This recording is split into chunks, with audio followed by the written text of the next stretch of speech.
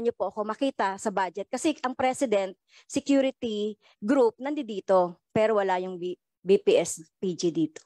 Okay, so tama po kasi on previous BPs as far back as 80s made do with BPSD, mainly a small detail lang po. Ngayon mukhang di nagkakasya sa isang humble unit with humble funds ang BP at pamilya nito. Kaya 400 po yan dahil OBP, mga advanced locations po na pinupuntahan niya, DepEd, rotation po ng mga staff at support ho sa kanyang opisina.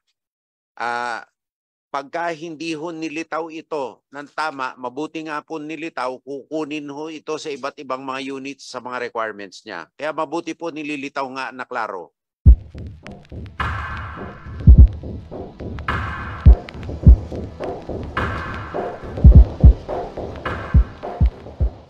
I've noticed that many of you are simply watching my videos without subscribing. I kindly request you to consider subscribing to my channel, as your support motivates me to keep creating more content. Magandang umaga po sa ating mga bisita mula sa Department of National Defense at mga attached agencies. Madam Chair, nung DBCC budget briefing, nahirapan po tayo na hanapin sa President's budget message ang tungkol sa defense. I'd like to ask DND, bakit po understated doon sa budget message at walang hiwalay na category ang tungkol sa defense? Kasi po, ang pangangailangan po ng bansa na pressing ngayon ay ang capital base to generate resources on a sustainable basis for the economy to grow, for food security to grow, to energy security to grow, in order for us to leverage the resources garnered from this to sustain a growing and evolving defense establishment. The mission of the President to us was clear, and he underscored the needs of the other sectors so that it will be a holistic development of this country. Yet, his mission to us is clear, his support to us was clear. And his first SONA, he said, our territorial defense and our internal security are paramount.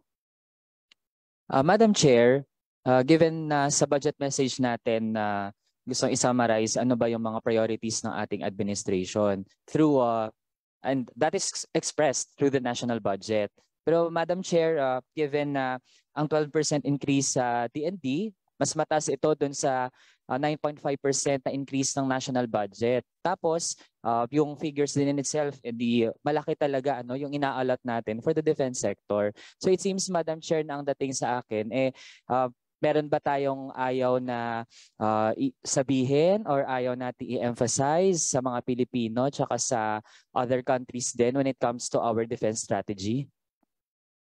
Madam Chair, salamat po sa tanong ng ating magiting na kinatawan. Ang ibig po sabihin nitong 12% ay humahabol tayo sa defense spending na hindi nagawa nung araw. Ay peso delayed now, magbabayad ka ng 3 piso sa susunod na taon kasi walang bansa sa buong mundo na walang malakas na national defense. Yan ang ibig sabihin yan, na humahabol tayo sa kapabilidad ng iba dahil may karera sa palakasan ng mga bansa ngayon, lalo na sa kanilang kakayahan na ipagtanggol ang kanilang teritoryo at kanilang sarili. At ito'y pinagugugulan talaga at pinag-iingatan po namin ang paggugugol.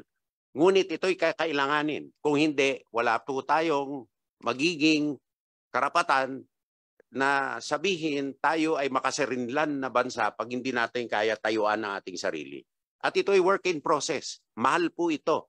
Kaso hindi po pwede ipagpaliban ito. Okay. Madam Chair, if we are that serious in truly defending our sovereignty, tingin ko po it is disservice na sa budget message pa lang, 1 paragraph lang yung inaalot natin doon sa usapin ng defense, compared sa ibang mga topics sa national budget na actually ay mahalaga din. In connection to that, Madam Chair, the bilateral security guidelines between the Philippines and the US actually states, and I quote, dapat tayo ay mag-coordinate closely. No? Philippines and the US will coordinate closely on the Philippines defense budget planning, including through the development of a security sector assistance roadmap, and so on and so forth. Madam Chair, the US will have a way to delve into our budget planning sa defense, pero tayo hindi naman tayo allowed, 'di ba, na manghimasok sa defense budget planning ng United States. So ito po ba ay isa sa mga bagay na ayaw nating ma-emphasize, kaya hindi natin hina-highlight ito sa ating President's budget message? Hindi po kami nagkokonsulta, Madam Chair, sa United States sa aming budget planning. Kami po ay humihiling sa kanila ng capability upgrade assistance, batay po sa MDT at iba po ang mga cooperation agreements. Pero sa paggagawa po ng ating budget, sarili po nating gawain ito at walang coordination po sa Estados Unidos ito at kahit anong ibang bansa. Dahil ito'y internal na proseso ng ating bansa. Ngayon, sa capability upgrade naman po, ito'y mabibinbin kung hindi tayo pumasa sa General Security of Military Information Agreement sa kanila at sa ibang mga bansa. Dahil highly technical ang mga usapin na ito at highly confidential ho. Kaya ang capability upgrade natin hanggat hindi tayo pumasa sa mga security requirements natin ay mabibinbin. Pero sa paggagawa po ng budget, wala po ako nakita ng isang dayuhan na nakialam po sa pag-prepare ng ating budget. That's noted, Madam Chair. Kaso nga lang po, ang binasa ko po, ito ay yung Alliance Foundations mismo ng Bilateral Security Guidelines na accessible din naman sa online, both from Philippine and US institutions. Now, Madam Chair, kung yun po yung binabanggit, are we saying na merong mali doon sa bilateral security guidelines? Re-reviewin po namin yung bilateral security guidelines kasi wala pong coordination na nangyayari. But thank you for informing me of that ho, and I'll review it. Now, Madam Chair, pagpapatuloy ko po on defense of our sovereignty, nandyan po ang United States, which actually ay hindi naman bahagi ng ASEAN. Hindi siya party supposedly doon sa issue sa West Philippine Sea. Ano po ba yung magiging way forward natin? Kasi as a young representative, Madam Chair, ang dating po sa akin, it's like we're trying to defend our sovereignty against one country by giving up our sovereignty to another country. So is it a sustainable way to defend our territory, Madam Chair? Madam Chair, salamat po sa tanong. Ang dinedepensahan po natin ay ang rules-based international order. Ang nagko-constrain ho sa mga bansa ay international law at UNCLOS. Yun po ang ginagawa natin sa mga kaalyado natin, ini-enforce natin ang UNCLOS. Ang sinasabi po ng ating mga katunggali, kino-contain natin sila. Hindi po totoo yun. At pag nagsabi ho kayo na kino-contain sila, inaamin nila na gusto nilang lumaki at manakop, mag-expand, kumupkop. Kaya tayo po ay may mutual defense treaty at may alyansa po ng iba't ibang mga bansa.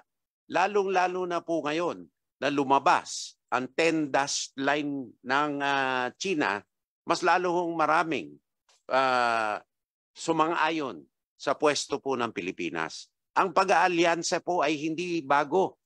Ang China rin ay nag-aalyansa sa ibang mga bansa. Sila po ay active sa kanilang alliances. At ano po ba ang nangyari? Hindi ba po ang Scarborough ay kinupkop? Kinupkop ba tayo ng Amerika? Hindi naman po eh. At ako po ay very, very cognizant na kailangan natin ng independent foreign policy. Dahil ang China po, kailangan po natin at napakalaking merkado niyan. Pero kung patas po ang laban, wala po silang inaako na teritoryo natin, di sana po wala tayong problema. Yun lang naman po ang akin. Madam Chair, tayo din naman po, ako tingin ko yung from 9-dash line naging 10-dash line na yung sa China.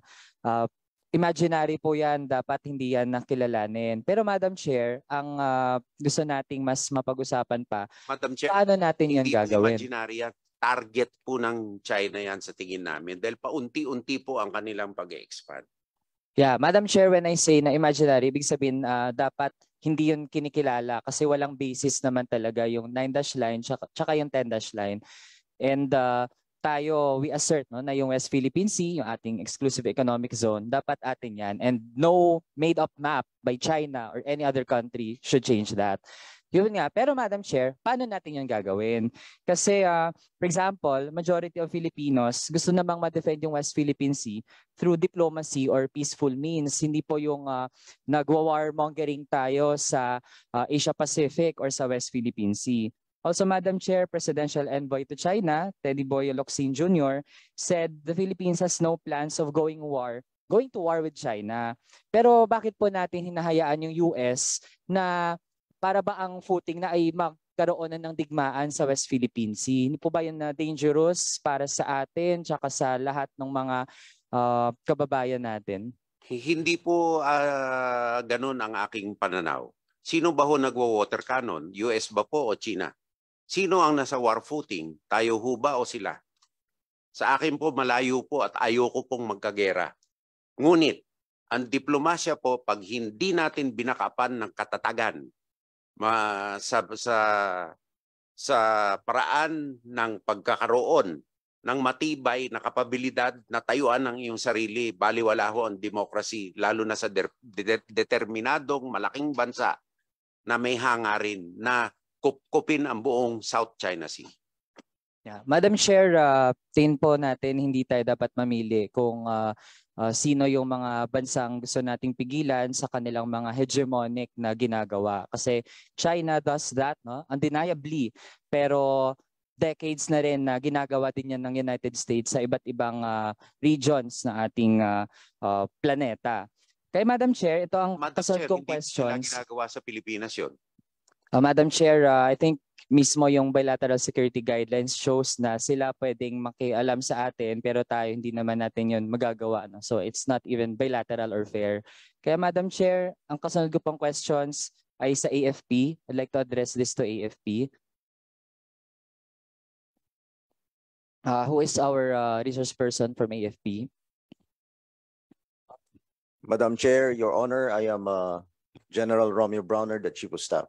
Yes. Madam Chair, with due indulgence, may I request the source of the bilateral security guidelines so we can review where it comes from and what document it is? Yeah, Madam Chair, ito po yung isa sa mga naging output ng pagpunta ng Pangulo sa United States mismo at ito ay nakatuntong din sa VFK, sa VFA, sa EDCA, tsaka sa MDT. Ano? So isa yung major document which I hope the DND should have well studied. Ano? Kasi nga isa yun sa mga nagpapatatag no, ng alliance natin, quote-unquote, with the United States. Thank you, Your Honor. We will find out the existence of that document and we will review it. Okay. Madam Chair, sa AFP po, ito para madali na lang po, you can confirm or deny. AFP is still for mandatory ROTC. Gentle reminder for Rep. Manuel, please wind up. Yes, Madam Chair. Yes or no na lang po since patapos na yung time ko. AFP. Your Honor, we are depending, Your Honor, on the bill that will come out, the law. But as far as we are concerned, we are ready to implement the mandatory ROTC. Madam Chair, Your Honor. Pero kayo, AFP po, does AFP support mandatory ROTC? Yes, Your Honor. If ever po AFP will be involved in curriculum and instruction dun sa ROTC? We are part of the planning, Your Honor, but the lead agency in the implementation of the ROTC is DepEd, Your Honor. CHED, CHED, Your Honor. Madam Chair, sa view ng AFP, di ba ROTC will allegedly help sa efforts natin to defend national sovereignty? Tama po ba? Yes, Your Honor. Madam Chair, right now, di ba may threats to national sovereignty? Yes, Your Honor. Madam Chair, these threats need immediate action, di po ba?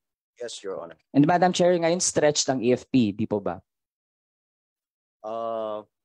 Right now, Your Honor, we are still capable of performing our tasks both for internal security operations and territorial defense, Your Honor. Pero kailangan yung reserve na mga officers pang dagdag, no, sa manpower ng AFP, tama po ba? Definitely, Madam Chair, Your Honor, kailangan po natin ng malakas na reserve force na mas malaki pa kaysa sa regular force, Your Honor. Yun. So, ang dating sa akin, Madam Chair, para bang reserve ka na natin yung mga kabataan. To wind up, Madam Chair, ayun, di ko lang po gets, no, kasi sinagot naman yung ating mga tanong, nasa priority ng AFP na pumasok sa mga schools natin through mandatory ROTC at stretch palalo yung sarili. Pero for decades, nag-default naman yung AFP doon sa defense ng West Philippine Sea natin. Kasi if ever, Madam Chair, gagastos doon 61.2 billion for the 5-phase implementation of mandatory ROTC. Yung gagastusin po doon, i-allot na lang natin sa Coast Guard, no? Kasi nga immediate action is needed to defend West Philippine Sea. Thank you, Madam Chair. Tanong ko po, yung Horizon 3, 2023 to 2028 supposedly, no, nag-start na. May project list po for deliberation and final approval by the President. Anong nangyari dito, Madam Chair? Kasi nagpapadagdag tayong pondo. You were saying na nagpapadagdag po tayo ng pondo. Pero ito, project list, anong nangyari dito? Na-deliberate ba ito? Bakit nagkaganito? Anong naganap? Ano pong latest inventory ninyo dito? Sa Horizon 3, kinoconsider pa po ang mga elemento nito in regard po sa aking habilin din po sa Armed Forces na reviewin po nila ang kanilang mga horizons. Ngayon, sa re-strategizing po, lalaki po ang pangangailangan ng mga horizons. Dahil sisiguraduhin po namin na kung bibili man tayo, kukuha tayo ng mga kagamitan, sufficient quantity and quality na tumagal tayo na for X number of days na of operation. Hindi lang po isang araw ubos na. Kaya po aming pong pinag-aaralan ng mabuti itong Horizon 3 at magsasubmit po kami ng re-appraisal. Meron na pong mga projects yata sa Horizon 3 that will be obligated by the end of the year.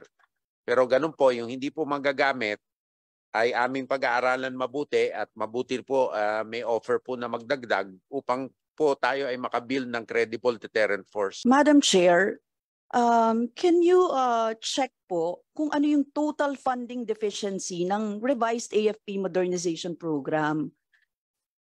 Kasi, di ba meron kayong data niyan, Madam Chair? Madam Chair, the total funding deficiency actually for the wish list, it has a funding deficiency, Madam Chair, of 328.57 billion as of this time. So, Madam Chair, meron po kayong listahan ito, Madam Chair? May we request, Madam Chair, for a list of this, Madam Chair? Nung unfunded nila, base sa DBM, tama po ba? Base sa DBM to, no? 328.57. As of 328.57. Tama? Opo. Yeah. As of end of this as of end of last year. As of this time po, unfunded yan. Yes, thank you, Madam Chair. Madam Chair, my next question ay based po ito sa presentation ng DND sa Committee on National Defense noong November 14, 2022. Lumalabas po na may 1 billion na alokasyon mula sa AFP Modernization Program budget para sa Benito Ebuen Air Base sa Mactan, Cebu. Now, Madam Chair, isa ito sa 5 unang EDCA sites o agreed locations with the U.S. military. Can the DND confirm this? We will find out, Madam Chair. I'm asking them to search the records. No? Yeah, it's for the Philippine Air Force, Your Honor, for a 40,000 kilo fuel storage facility. Even though these are EDCA sites, Madam Chair, we still continue to spend because these are Philippine bases. Madam Chair, I asking doon sa pinresent po, no, nung November 14. I have a copy of this Horizon 1 status of remaining projects. Tapos pagpapansinin niyo po sa number 3, nakalagay base support and logistics sa Mactan, Cebu, 10 lots. Ito po yung 1 billion. Supposedly malapit sa 1 billion. 838 ang nakalagay diyan, no? Madam Chair, batay mismo sa presentation, may 10 slots ang project, kabilang ang dredging, reclamation, pagtatayo ng beaching ramp. Now, Madam Chair, tama bang sabihin na under 2022 AFP Modernization Funds, kinuha ang pondo para dito? Tapos, ano na ang status ng proyektong ito? Madam Chair, are you referring for the Philippine Navy, base support and logistics of 10 lots, 1 billion? That's why there's a beaching ramp. Yes, Madam Chair. Madam Chair, it's on track per our records. So, Madam Chair, gumagastos tayo. Of course, Madam Chair, these are Philippine bases. Madam Chair, hindi ba ito taliwas, no, sa sinasabi ng US na sila ang gagastos sa improvement at pagtatayo ng pasilidad sa EDCA sites? They will, Madam Chair, spend too and support, and we are also getting capability assistance from it, provided we pass the security assessments. Now, before also the Philippine Air Force proceeds, we are proceeding to clear all obstacles for further base development. Ito po ay tulong at logistics assistance ng Amerikano. Ngunit ito'y Philippine bases. At yung iba pong strategic bases na gagawin po ay totally Filipino po. Hindi po tuloy-tuloy na EDCA. 9 lang po yan. Yes, Madam Chair. Yan po yung inaayawan natin, ano, Madam Chair, no, na mismong ang mga Pilipino, ang pondo natin galing sa GAA ay mapupunta din dito, Madam Chair. Kasi bukod dyan, Madam Chair, batay mismo sa Article 7, Section 1 ng EDCA, Pilipinas din ang magbabayad ng paggamit ng kuryente, tubig at ibang utilidad sa EDCA sites. Ngayon, sa DND po, ang tanong ko, can you provide yung figures on how much we are shelling out for this? Bukod dito sa 1 billion na sinasabi natin. We will provide the committee, Your Honor, but we really need to spend. If not, then we lose our independence on it. We really need to spend. This is just assistance for us. And if it is related to other geopolitical activities of the United States, I can say it's not. It's for internal hardening of our external defense deterrent, credible deterrent posture. Yes, Madam Chair. Ang problema po dyan, Madam Chair, no, dapat hindi pumapayag yung bansa natin na magkaroon talaga ng shared locations na ganito. No? Tapos tayo yung nag-shell out ng pera, Madam Chair. Sa tingin po natin, mas inilalapit tayo sa panganib sa ganitong paraan, no, Madam Chair. Sa halip na magkaroon ng nagsasariling defense posture para dito, tapos gumagastos pala tayo. Anyway, Madam Chair, para po sa kaalaman ng publiko, maaari po bang sabihin ng DND kung ilan sa kasalukuyan ang troops, no, na meron dito ang Amerikano na nasa iba't ibang rehiyon ng bansa ngayon, Madam Chair? And Madam Chair, may I ask for, kanina kasi sinabi ni Secretary na ibibigay na lang nila. Wala po bang ballpark figure yung No, Madam Chair, the operational data is classified and we can give it in executive session. Okay, Madam Chair, okay ako doon kahit executive session. Makita lang natin kung magkano yung ginagastos ng bayan para sa tubig, kuryente, utilidad dito sa mga EDCA sites na ito na merong presence ng US military. We will clarify the payment scheme in a written submission, Your Honor. And at this time, I am informed there are no U.S. troops in any EDCA site. Please wind up. Please wind up, Representative Brosas. Thank you. Thank you, Madam Chair. So at this time, wala pong Wala. I'm troops. informed po at this time wala po. Now, Madam Chair, for 2024, kapansin-pansin po na nakahiwalay yung buong lump sum ng 50 billion para sa revised AFP Modernization Program. Hindi po ito nakapasok sa UNPROGRAM at sa DND. Nakabukod po siya na lump sum. Tama po ba, Madam Chair? Tama po. Yes. Madam Chair, Thank please. you, Representative Brosas. Second round, Madam Chair. Third yes. round, kung meron pang fourth round, Madam Chair. Thank you. The chair would like now to recognize Vice Chairman Roy Loyola.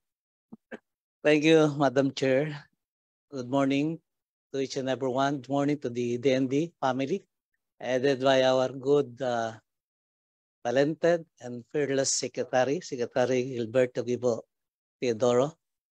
Madam Chair, I have no question in the proposed budget of the DND.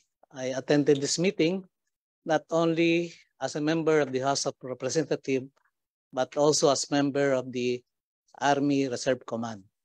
For this reason, I manifest my strong support to the budget of the Department of National Defense. However, we know for the fact the importance, the constitutional mandate of the Department of National Defense in the protection of our sovereignty and territory. The budget that being proposed for our approval is not enough to address the problem being encountered by this department. If there's a way to increase the budget of this department, I'll be honored and willing to support the same. That will be all, Madam Chair. Thank you. Madam Chair, we thank the honorable gentleman from Cavite for his invaluable support. Madam Chair, pa-follow up ko lang yung question ni Representative Raul Manuel dahil ako po medyo talagang nag-worry ako at nagulat na hindi alam ng ating secretary yung bilateral security guidelines na pinirmahan ni President Marcos ng ating ni President with Biden. So magpa-follow up po ako ng question nito sa plenary, kaugnay nito, kaya kailangan po, ano naman yan nasa website naman yan, nakuha lang namin yan sa mga websites. Anyway, ang question ko po, Madam Chair, tungkol doon sa Vice President Security Group. So the funding requirements for PSG appear as line item on the GHQ, AFP, and AFPS SWSSUS budget. Pero Madam Chair, hindi malinaw kung nasaan yung funding requirement for VPSPG. Can you help us? Saan po makikita dito yung budget? Kasi Madam Chair, di ba, na balita na merong 433. Parang isang batalyon ang magiging personal security ni Vice President. So, pwede po bang tulungan niyo po ako makita sa budget? Kasi ang President Security Group nandito, pero wala yung BPSPG dito. Kasubsume po yan under the GHQ. Pero ako po, tatayuan ko po ang necessity ng BPSPG. Kasi ang Vice Presidente po nung araw ay dinadagdag yan sa PSG budget. At hindi po consistent ang kanilang suporta.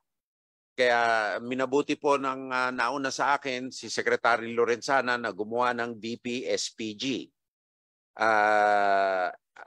Ang allocation po niya ay 75 million sa 2024. Kaya 400 po yan dahil OBP, mga advanced locations po na pinupuntahan niya, DepEd, rotation po ng mga staff at support ho sa kanyang opisina.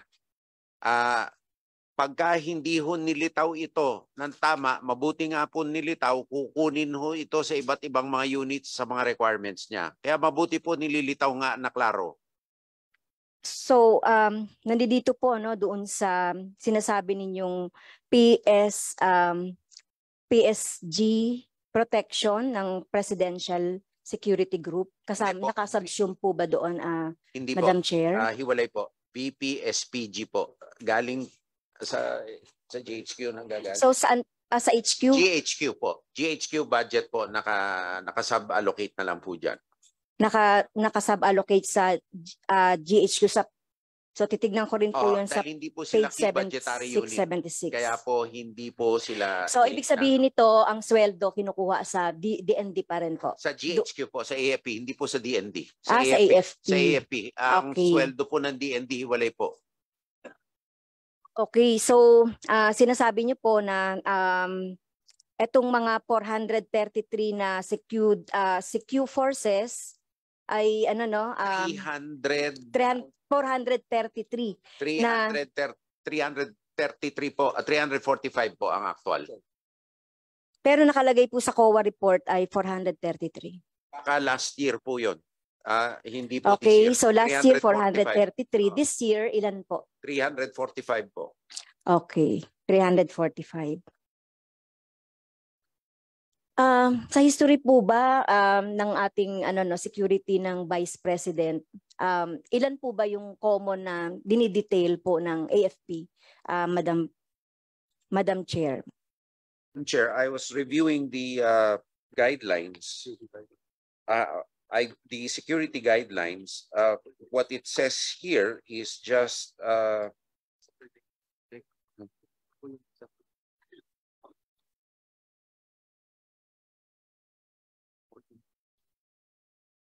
it's just to develop a security sector assistance roadmap to identify priority defense platforms, no? In order for our modernization planning with the United States and force packages over the next 5 years to bolster capabilities. But that does not imply in Madam the Chair, security yung assistance sinasabi ko roadmap. pong security, parang mali po yung sagot sa akin ng Secretary, Madam Chair. Ano po ba yun? Tinatanong ko lang po, sa kasaysayan, nagkaroon po ba ng ganito karami na security? Madam Chair, I'm just interjecting for the Vice previous President. question on the guidelines. Because Okay, at tapos na po tayo doon sa bilateral hindi, security pinabalik ko lang po guidelines. yung Sabi ko, guidelines sa na plenary na wala lang po pong, natin yung pag-uusapan, defense Madam Chair. budget, Okay. intervention po ang US. It is just to coordinate with our modernization po. Okay, so Ngayon po, sa kasaysayan, mga vice-presidente po, inassignan po na malaki. Ngunit hindi naka-reflect sa separate unit. okay, so tama po. Kasi on previous BPs as far back as 80s, made do with BPSD, mainly a small detail lang po. Ngayon mukhang hindi nagkakasya sa isang humble unit with humble funds ang BP at pamilya nito. Kung titignan po natin sa kasaysayan, including aid de camp ay 200 personnel hanggang 300 personnel Kaso po. kumukuha po sila So, ng ibang tao na hindi reflected, Madam Chair. Kaya nga mabuti ito, naka-self-contained na ito, hindi humahatak ng ibang tao na hindi po nare-report. Okay, so magandang makumpirma na rin, nakumpirma na rin ng DND bilang na-activate ang BPSPG, yung nailabas ng ng ating Vice President around time na activation ng ceremony. Okay, so yun lang po at yung pong mga MOOE under din po ng AFP yon. Nakabilang na po yun doon sa 75 million Nakabilang na po yun. Okay. So next next question ko po ay yung tungkol doon sa MUP. Doon po sa MUP nabanggit nyo, Madam Chair, Mr. Secretary, na kayo po ay tutol doon sa contributory, magko-contribute yung ating mga MUP kaugnay doon sa kanilang pension. Pwede po bang ma-expand po nyo at bakit po? Kami po itutol doon kasi nung pumasok po sila sa serbisyo, wala po yung usapan na magko-contribute sila, lalo na po ang mga retirees natin. Sa bagong entrance po, wala po kaming tutol upang masigurado na hindi nakasalalay lamang ang kanilang pensyon sa GAA. Kasi may panahon na nagkakaroon ng shortfall, kaya po nagkakautang at hinahabol po natin. Kaya po tayo gumagawa ng pondo. Pero sa kasalukuyan ngayon, na mga pumasok na sa serbisyo, lalong-lalo na nag-invest na napakaraming panahon, bakit pa natin papalitan ang kanilang rules of the road down the game? At ang amin po ay kaya po namin sapuhin yan kung magkakaroon ng AFP Retirement Trust Fund dahil po sa real estate assets ng AFP na ilalagay po natin. Pangatlo po, hindi na po lalaki ang size ng AFP. Ganyan na lang po siya. Hindi katulad po ng kapulisan at ibang mga serbisyo na lalaki dahil sa required population to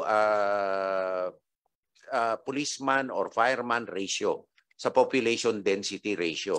Okay, sa kasalukuyan po, Madam Chair, ilan po ba yung mga MUP natin? Mga 138,000 po. Ang hindi po MUP, AFP retirees po is 138,000. Okay, ang AFP retirees po ay 138,000. po. Okay.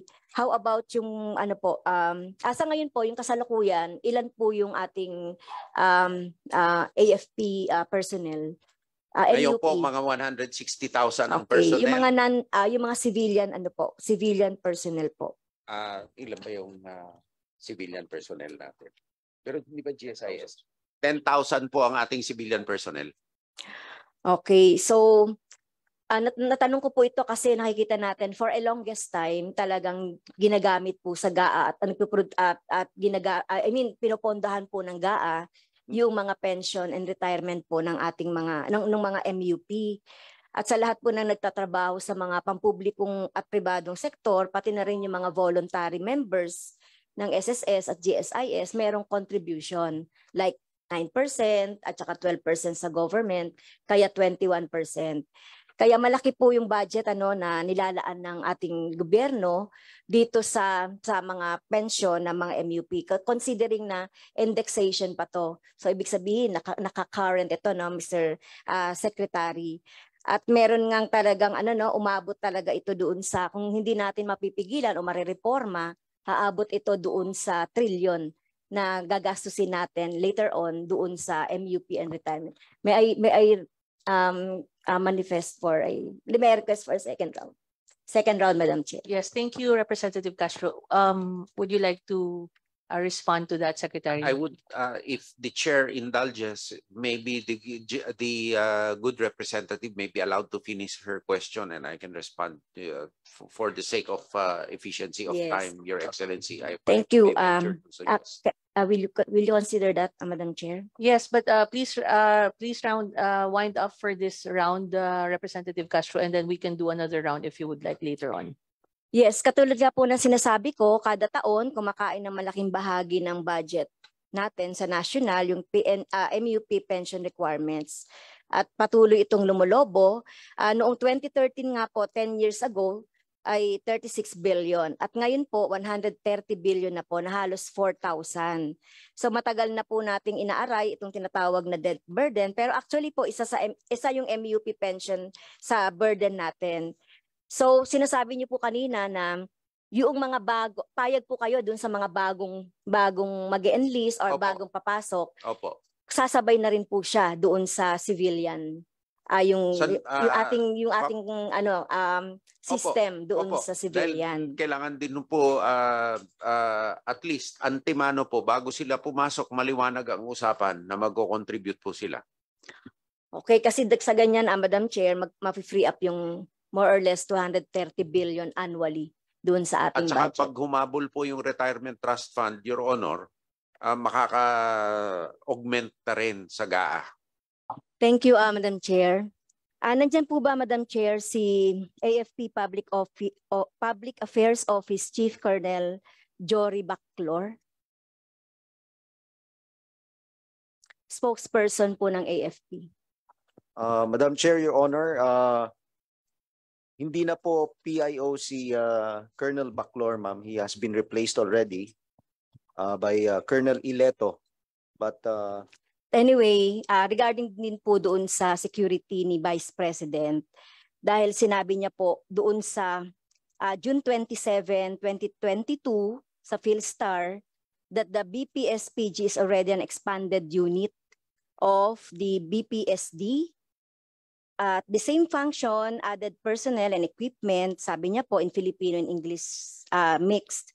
Since it is expanded, it became a separate unit of AFP, no longer under the GHQ and HSC.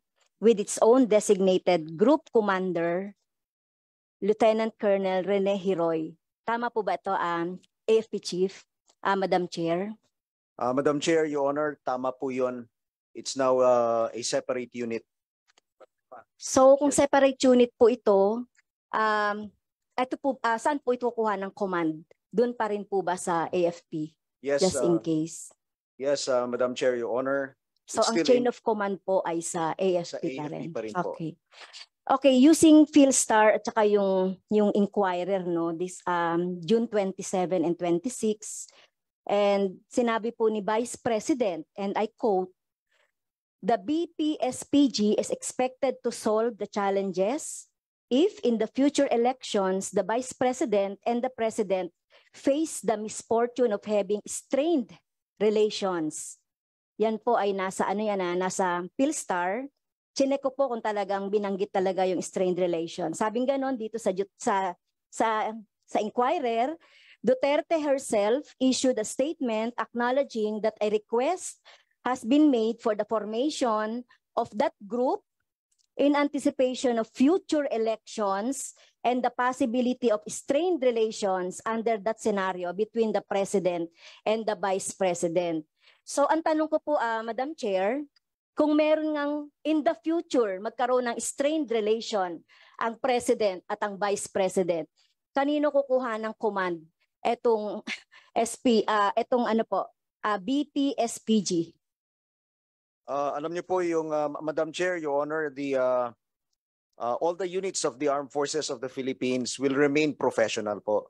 So we will follow one chain of command at they will follow the command of the Chief of Staff. So yun po yung klarong-klaro na line of communication natin and line of command, Your Honor. Okay. So dun po kayo kukuha ng chain of command kay Presidente. Tama? Etong BPSPG. Ang direct na commander nila, of course, would be the commander, but they will be directly under the Chief of Staff of the Armed Forces. President.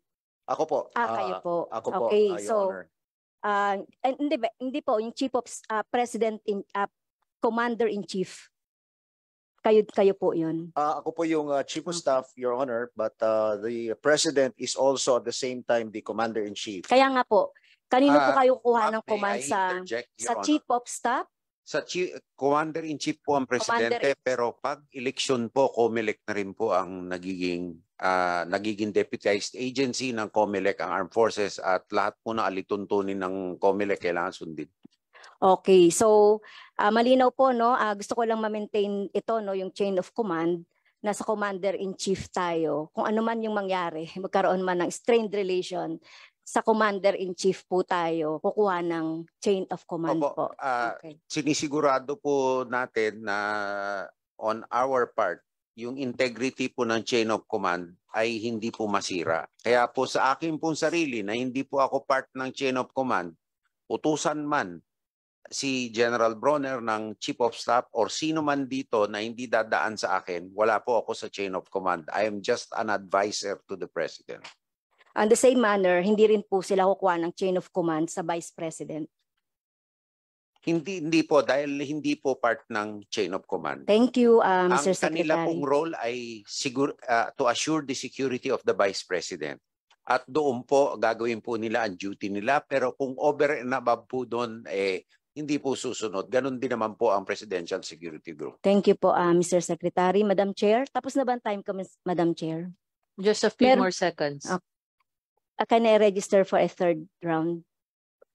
I believe there is no more third round. Pwede bang last question? Yes, please. And just Yeah. wind up. Thank you.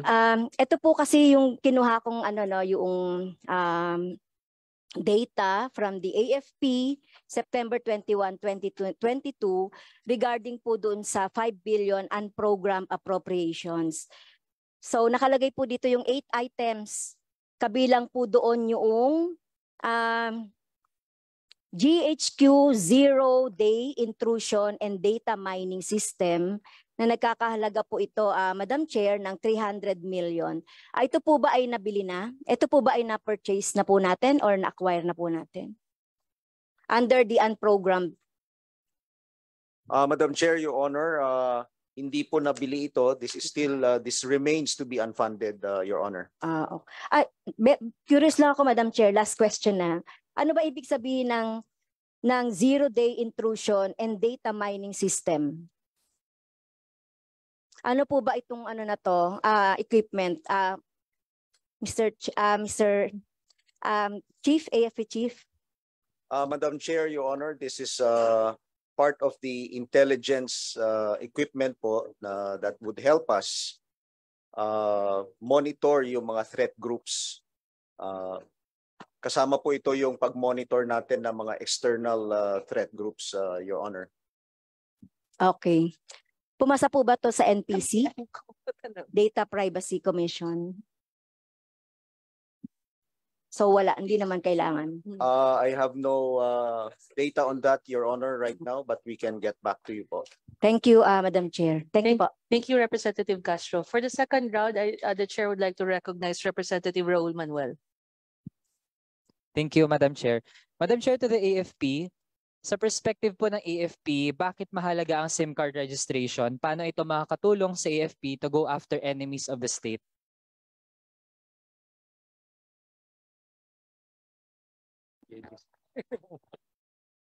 I think, Your Honor, it's a criminality thing more than a insurgency thing, no? And SIM card registration probably is more for fraud protection, anti-fraud protection, rather than any other kind of thing, no? Thank you, Madam Chair, kasi immediately po nung naisabatas ang SIM card registration at meron pa rin pong mga kababayan natin na nagko-question, meron pong mga nagpapapreskon na officials ng military at maging din po yung NYC chairperson na gagamitin daw against enemies of the state ang SIM card registration. So may we get po from the AFP, ano po yung pagtingin nila? Can this be used? Naturally, Your Honor, any legitimate tool against an enemy of the state can be used, actually. However, with SIM cards, the proliferation of SIM cards are actually fraud and other scams and criminal offenses. I don't think it will be, frankly speaking, I don't think SIM card registration will be of value for enemies of state. It does help. It does help, actually. But I think it is more for an anti-fraud measure than anything else. Kaya, yeah. Yun lang, Madam Chair, kasi delikado nga kung magagamit ang SIM card registration, lalo na sa ngayon po, napaka-broad kasi nung enemies of the state, di ba? Na actually kahit sino, kahit civilian, organization, individual, pwede pong ma-brand na enemy of the state. Madam Chair, ito naman, budget po para sa bomba or bombs, no? Kasi may mga aerial bombing.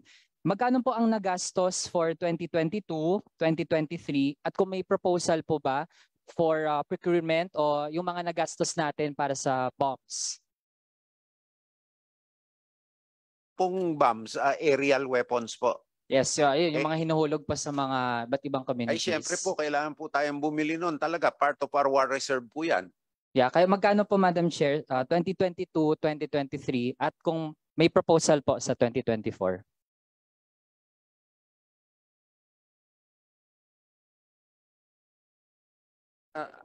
Yeah. Madam Chair, Your Honor, sir, we don't have the exact data right now on the number of piece. We will get back to you if you would allow po. Kahit po ballpark, Madam Chair, like kasi several instances naman na may mga aerial bombings na kinonduct. So, edi ilan yung ginamit, tas magkano siya per piece.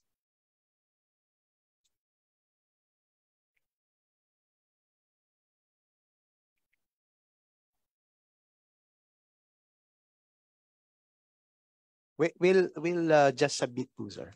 We don't have it right now po. We'll research. Madam Chair, we will formally request na ma-send sa office natin at copy furnished din po sa committee para makita natin kung justified yung laki ng gastos para dito. How about drones, Madam Chair? Mga recent procurement ng drones, magkano din po yung ginastos? GHQ should answer that. That's a multi-service endeavor.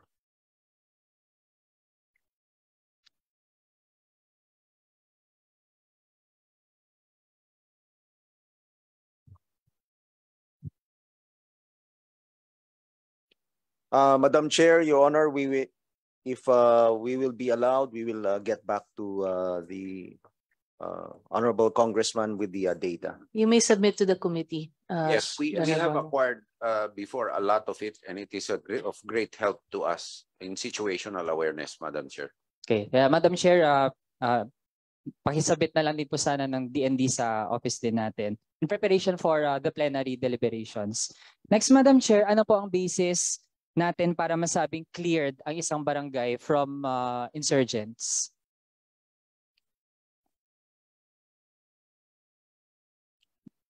Madam Chair, we have a parameter set by AFP and PNP, but what is more important here is the participation of the local government in declaring that the area is cleared. So it's not only the security sector that declares it, but also the local officials in that area. So sino po finally, Madam Chair, yung nagve-verify na ang isang barangay ay yan, wala na yan, cleared na yan? Is it the LGU or the AFP? Madam Chair, it's the Peace and Order Council of the LGU and the Provincial Peace and Order Council. It's a collaborative effort of all stakeholders of peace in the area. But Madam Chair, hindi po ba vine-verify din ng AFP ang mga nire-report ng LGU? Madam Chair, everything goes through a process. It's a very transparent. The LGU, through the Peace and Order Council, process all this undertaking. AFP and PNP is just part. We're just part of the process. Yeah. Madam Chair, tingin natin dapat mas magkaroon ng maayos na verification process ang AFP kasi tingin natin so far napaka-unscientific po ng mga declarations, alin yung cleared, alin yung hindi. Kasi kung hindi naman pala talaga cleared, nagiging source lang siya ng corruption sa LGUs, Madam Chair. For example, meron pong probinsya dineclare na insurgency free noong June 2023. Pero Madam Chair, nagkaroon ng clash doon. Recent lang, September 1. Tapos Madam Chair, knowing how, di ba, maraming documentaries and research na rin naman kung paano yung guerrilla movement sa ating bansa, di ba? They disperse, they regroup, they travel from one place to another. Kaya napakahirap i-qualify, Madam Chair, ano yung cleared, ano yung hindi. Kaya Madam Chair, kung totoo na yung rebel numbers sa bansa natin are decreasing, actually, hindi na-justified kung magiging excessive yung ating budget na actually magagamit lang para sa repression ng ating mga kababayan, lalo sa mga civilian communities, mga farmers, mga indigenous people. Na Madam Chair, to end, ito na lang po data request in addition sa mga nabanggit kanina. Request po Madam Chair sa listahan ng mga CAFGU. Tapos ano ang guidelines for a barangay to be under the RCSP and guidelines po para ma-qualify ang individual sa balik loob program at maging bahagi ng ICLIP. Ayun, yun na lang Madam Chair. Hopefully they can furnish that to our office. Thank you, Madam Chair. Thank Madam you, Chair, Representative. The armed forces will comply, but the more important thing is a big budget is needed to sustain a barangay once it's cleared. Because the best way to undermine it is from people outside the barangay or outside another front to come in and wreak havoc to say it's uncleared.